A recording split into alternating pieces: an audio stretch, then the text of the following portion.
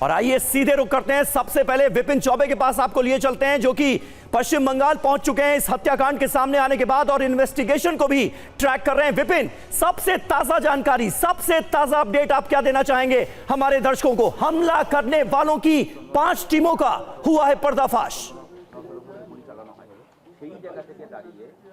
जी बिल्कुल, देखिए अब इस घटना को लगभग 18 घंटे का वक्त होने जा रहा है। कल रात में लगभग 10:30 बजे के आसपास इस घटना को अंजाम दिया गया और हम बिल्कुल समीर उसी जगह पर खड़े हैं जहां पर इस हत्याकांड को अंजाम दिया गया था, उसी गली में जो चंद्रनाथ रथ के घर जाता है। और सामने आप देखेंगे जहां पर पुलिस ऑफिशियल्स मौजूद है, यहीं पर गोली मारी गई थी और यहां पर कुछ सीसीटीवी कैमरे भी मुझे नजर आ रहे हैं, उनके फुटेज फिलहाल पुलिस खंगाल रही है। इस पूरे हत्याकांड में जो सबसे बड़ा एलिमेंट है वो ये है कि जो रेड लाइट्स पे जो सीसीटीवी कैमरे लगे हैं, पुलिस उनको आइडेंटिफाइड कर रही है, उसके फुटेज को निकाल रही है और ये पता चला कि लगभग 5 ऐसी बाइकें थीं जिनका इस्तेमाल किया जा रहा था और पूरी फुल प्रूफ प्लानिंग थी कि अगर पहला टीम अगर फेल हो जाएगी तो दूसरी टीम, दूसरी फेल होगी तो तीसरी, मतलब मारना था, इस बात को तय कर लिया गया था। और जगह कौन सी चुनी गई, थोड़ा सा आगे अगर आ सकते हैं तो देखिए ये सकरा इलाका है और यहां से लगभग ये बताया जा रहा है कि 200 मीटर दूर चंद्रनाथ रथ का घर है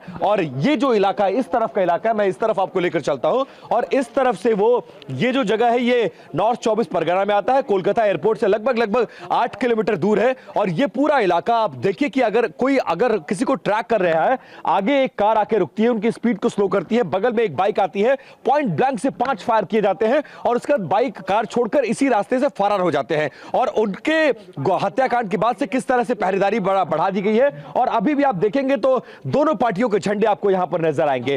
तो पॉलिटिकल राइवलरी हो सकती है, लेकिन जब तक हत्यारे पकड़े न जाए, एग्जैक्ट मोटिव ना समझ में आ जाए, तब तक कुछ नहीं कहा जा सकता। लेकिन जो सबसे बड़ा खुलासा है वो खुलासा यह है कि इस पूरे मामले में 5 हत्यारों की टीम काम कर रही थी और यह तय कर लिया गया था कि चंद्रनाथ रथ को आज मारना ही मारना है। और पुलिस इन्वेस्टिगेशन यह कहती है कि लगभग 10 से 15 दिन से उनकी रेकी की जा रही थी और इस बात को खुद शुभेंदु अधिकारी लॉक भी कर रहे हैं और कल शाम को भी उन्होंने बयान दिया है कि उनकी उनकी रेकी की जा रही थी, उनको ट्रैक किया जा रहा था और ये तय किया गया था कि और ये जानकारी हमने दिखाई भी। बिल्कुल विपिन, और देखिए हमारे साथ वरिष्ठ पत्रकार विजय त्रिवेदी जी भी है। विजय त्रिवेदी जी, जिस तरह की खबरें सामने आ रही है वो बहुत ज्यादा सीरियस, बहुत ज्यादा गंभीर संकेत देती हुई नजर आ रही, क्योंकि कहा जा रहा है कि जो अपराधी है वो बीते 15-20 दिनों से रेकी कर रहे थे और ना सिर्फ चंद्रनाथ रथ बल्कि शुभेंदु अधिकारी, जिन्होंने ममता बनर्जी को 15,000 से ज्यादा वोट के अंतर से भवानीपुर से एक बार फिर से मात दी है। तो क्या आपको भी लग रहा है कि जो संकेत इस तरफ इशारा कर रहे हैं कि ना सिर्फ चंद्रनाथ रथ बल्कि असल में शुभेंदु अधिकारी हो सकते हैं निशाने पर अपराधियों, क्या आपको ऐसा लग रहा है? देखिए, जो विशाल आपके सहयोगी बता रहे हैं वो तो अलग बात है। मैं दूसरी बात पर जाना चाहता हूं कि इलेक्शन हो गया, डेमोक्रेटिक तरीके से एक इलेक्टोरल पूरी फाइट हुई और उसमें जीत गई भारतीय जनता पार्टी और टीएमसी हार गई। तो उसके बाद जो मुख्यमंत्री हैं ममता बनर्जी, उन्होंने इस्तीफा नहीं दिया। इस्तीफा नहीं देना उनका एक पॉलिटिकल पोस्चरिंग हो सकती है, लेकिन उससे एक एग्रेशन बढ़ता है कार्यकर्ताओं में कि इनको जबरदस्ती हराया गया है और उससे भी नाराजगी बढ़ती है। बाकी साजिश का तो पता चलेगा कि किस तरह से, यदि आप डेमोक्रेसी में डेमोक्रेटिक लड़ाई को इलेक्टोरल फाइट से नहीं जीत सकते तो ये वायलेंस का इस्तेमाल करना खतरनाक काम है। पश्चिम बंगाल में हमेशा से ही पोस्ट इलेक्टोरल वायलेंस जो है, पोस्ट वायलेंस जो रहती है, उसकी खबर रहती है। माननीय होम मिनिस्टर जो अमित शाह जी है, उन्होंने भी इसका जिक्र किया था और अभी वहां पर सीएपीएफ के जो जवान हैं वो मौजूद है, तो उनकी जिम्मेदारी तो है ही। सरकार नहीं बनेगी तब तक ये नहीं टाला जा सकता कि कोई सरकार नहीं है।